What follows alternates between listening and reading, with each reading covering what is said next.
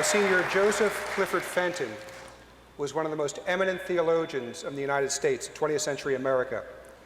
He was trained at the Angelicum in Rome, and he wrote his doctoral dissertation under the revered theologian, Father Reginald Garrigou-Lagrange.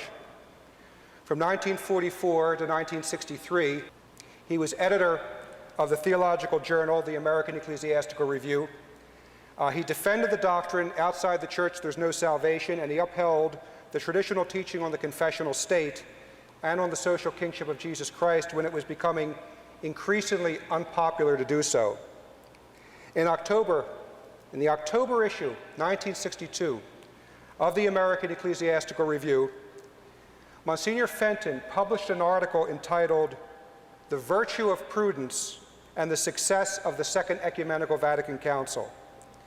And I'm mentioning it because it is the only article I have seen from the period that levels the sober warning, do not think that just because this council was called, it will automatically be a success. Fenton noted that the announcements regarding the upcoming council always called upon the faithful to offer prayers for its success. But he was worried, he said, because this call for prayer always lacked any note of urgency. It appeared to be nothing more than a pious formality.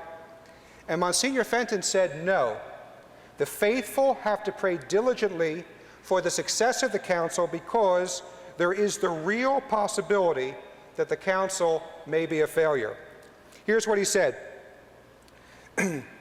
He said, many imagine that the council will automatically be a success, and that as a result, there is no particular need for any prayer for the attainment of the ends for which it was conceived and summoned. Many seem to have imagined that the calling of an ecumenical council was like pushing a magic button, which would automatically and painlessly do away with all the difficulties being faced by the true Church of Jesus Christ during the second half of the 20th century. And, as is obvious from a study of the history of the general councils, previous general councils, and from the consideration of the very nature of the Catholic Church, it is clear that there could be no more serious misconception. The fact of the matter is that the success of the ecumenical council really depends on the effectiveness and the ardor of the prayers of the faithful. And then he explains something very useful to us to this day. He lays out what the council will have to achieve in order to be considered a success.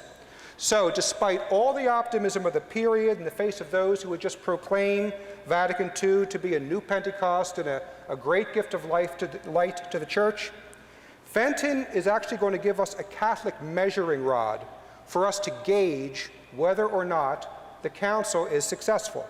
Here's what he said. He said, in order to be successful, in order to accomplish the purpose for which it was called into being, the ecumenical council must speak out effectively and adequately against the doctrinal aberrations which are endangering the faith and hence the entire spiritual life of the faithful at the time that the council is working. Furthermore, he said, in the disciplinary field, it is impossible for an ecumenical council to attain its purpose unless it sets forth regulations and directives which tend to achieve the following objectives. He's going to list three. The first of these disciplinary decrees must be such as to make it easier for the faithful in the state of friendship of God to advance in his love. That's number one.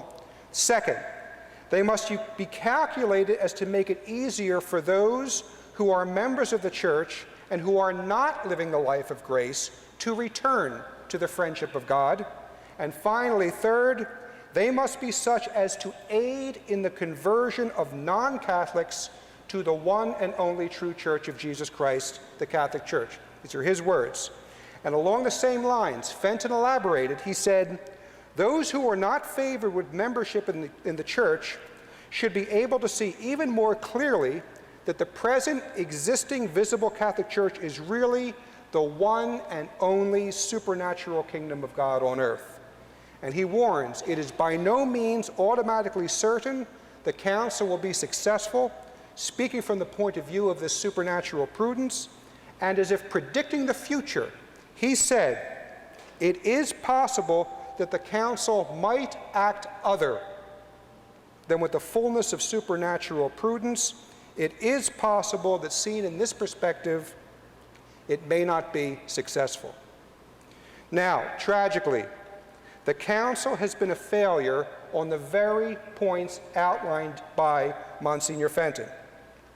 First, the council did not speak out effectively against the doctrinal aberrations of the times.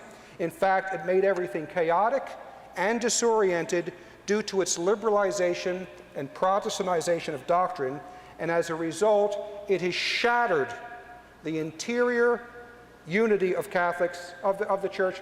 Catholics have never been more divided amongst themselves. As for the three disciplinary measures, first, the Council has not made it easier for the faithful in their friendship of God to advance in His love. If anything, we know the statistics, hundreds of thousands of Catholics have ceased practicing their religion since the Council because of the progressivist revolution that the Council generated. Second, the Council has not made it easier for fallen away Catholics to return to the Church. In fact, the liberal reforms from the Council have generated a massive falling away from the practice of the faith by Catholics, not to mention the mass defections of thousands of priests and religious from their sacred vocation.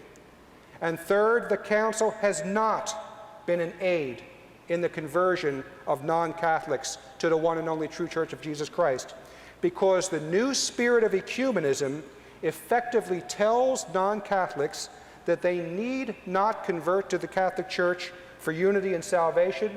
And I'm going to be quoting a little later on Cardinal Ratzinger, Cardinal Casper, I could quote others, but I'm just going to quote the two, who have openly stated, in defiance of the thrice defined doctrine that there's no salvation outside the Church, they have said that it is no longer necessary for Catholics to convert to the one and only true Church of Jesus Christ, the Catholic Church. So the Council's new orientation stands in rebellion to traditional Catholic teaching.